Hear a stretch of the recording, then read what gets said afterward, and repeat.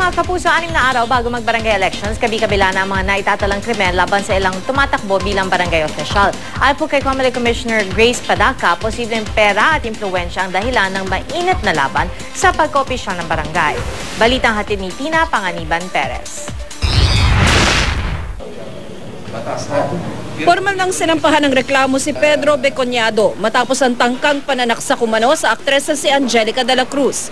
Sabado ng gabi, habang nangangampanya raw si de la Cruz na tumatakbong barangay chairman sa barangay Longos, Malabon, bigla raw sumulpot si Beconyado at inundayan siya ng saksak. Buti na lang daw at nasalag ito ng kanyang bodyguard. Ang suspect, sinasabing kamag-anak umano ng tumatakbong kagawad sa kalabang partido na pinsang buo rin daw ni de la Cruz. Sana po bago niyo po ako pasaktan, isipin niyo naman po, meron po akong anak na tsaka mga tao pong nagmamahal sa akin. Dinala sa ospital ang suspect matapos magtamo ng mga bugbog at sugat nang kuyugin siya ng taong bayan. Suot-suot pa niya ang campaign t-shirt ng kalaban ni de la Cruz sa pagkakapitan. Pero itinatanggi niyang pinagtangkaan niya ang buhay ni Angelica. Si Angelica, sasaksakin mo ba talaga? Hindi po. As of now, nagka-antak pa kami ng further investigation regarding dyan.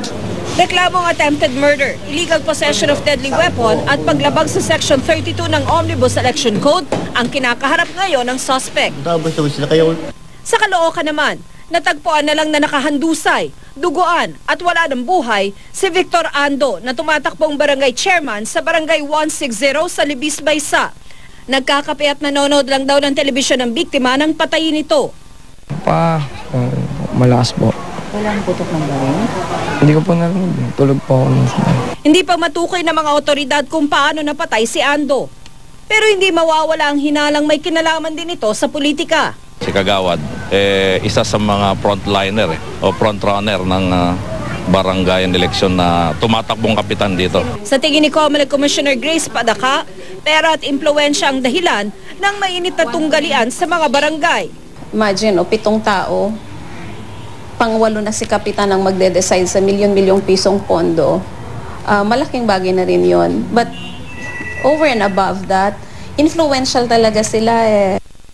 Sa ngayon, mahigit 7,000 sa kabuang mahigit 42,000 na barangay ang kinukonsidera ng pulisyang areas of concern.